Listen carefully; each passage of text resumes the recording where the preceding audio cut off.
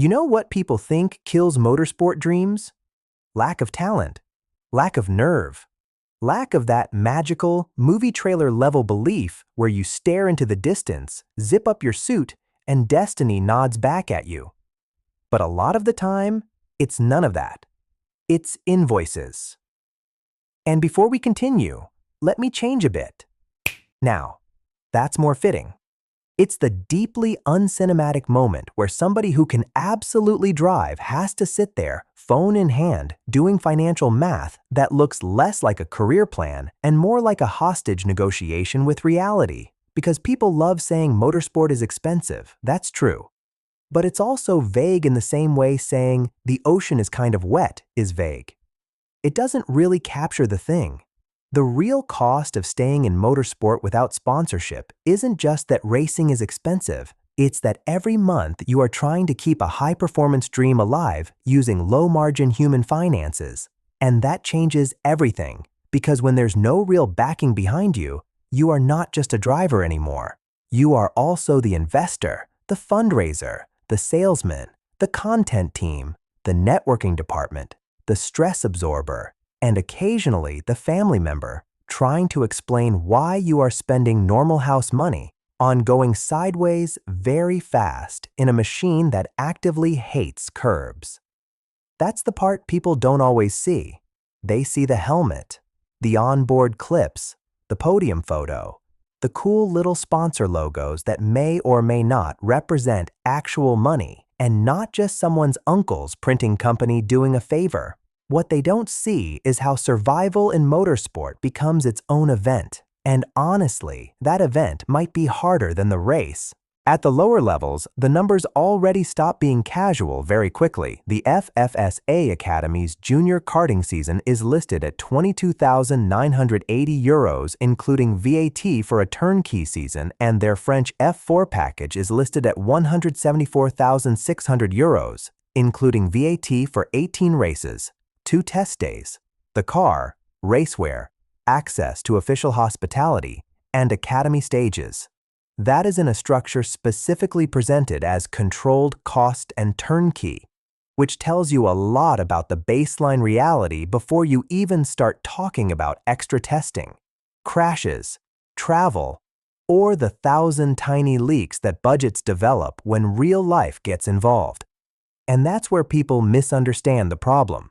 They imagine motorsport costs as one giant dramatic payment, one mountain, one terrible number. But the lived experience is usually more psychological than that. It's death by layers: entry fees, tires, fuel, travel, hotels, transport, consumables, repair bills, test days, coaching, data work, simulator time, physio, licensing, media, brand materials, random last-minute disasters with suspiciously perfect timing. It's not just expensive, it's relentless. And relentless money pressure does something weird to the brain. It turns passion into calculation. Now you're not just asking, am I fast enough? You're asking, can I afford one more weekend? Can I afford a mistake? Can I afford to test enough to not make the mistake I can't afford? That is a completely different mental game. Because in normal sport, a bad day is disappointing.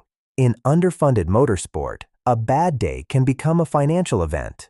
You lock a brake too hard, overuse a set of tires, clip someone in a race incident, miss a test day because the travel bill is ugly, and suddenly you are not just behind on performance, you are behind on momentum, which is worse because motorsport is one of those worlds where speed matters, but continuity matters almost as much. Being talented for 6 scattered weekends is not the same as being present, prepared, and properly funded over a full season. That's why the sponsorship question matters so much. Not because sponsorship is some glamorous extra, but because it often decides whether talent gets to exist long enough to compound. Official guidance from Motorsport UK basically says the quiet part out loud. Sponsorship exists at all levels of the sport, and it is not charity. It is a business deal. Companies want return on investment, not a sticker slapped on a side pod and a vague promise about exposure. Their guidance also makes it clear that brand, social media, and marketing can be critical to a motorsport career, which means that without backing, you're not only trying to drive well, you're trying to become marketable enough to deserve the chance to keep driving. And this is where the emotional cost becomes fascinating. Because once racing depends on your ability to sell the story of yourself, your identity starts getting dragged into the business model. Now, every result means two things: what it means competitively and what it means commercially. A podium is not just a podium, it's a post, a pitch deck update, a sponsor email, a reason to keep a conversation alive. A bad weekend is not just frustrating. It feels like you personally became harder to fund. That does something to people. It makes them perform under this very modern type of pressure where you're supposed to be resilient, grateful, fast, media-friendly, and financially resourceful at the same time. Basically, be a startup, but with tire degradation. And of course, this creates a brutal kind of inequality, because two drivers can technically be in the same championship while living in completely different realities. One is thinking about breaking points, the other is thinking about breaking points and whether there's enough money for the next round if this weekend goes badly. One can test more, prepare more, recover better, make cleaner decisions, and build gradually. The other has to keep producing miracles, while underfunded people around them keep saying noble things like, "Pressure makes diamonds," which is very inspiring until you realize diamonds do not have to pay for transport, data engineers, and a replacement nose cone. Even governing bodies and national motorsport organizations openly acknowledge the access problem. The FIA highlighted financial barriers at the grassroots level when covering Seychelles' tax exemption for karts, explicitly framing cost as a barrier to entry and progression in karting. And in the UK junior ladder, GB4 has been positioned as a more affordable route into single-seaters than other Formula 4 championships.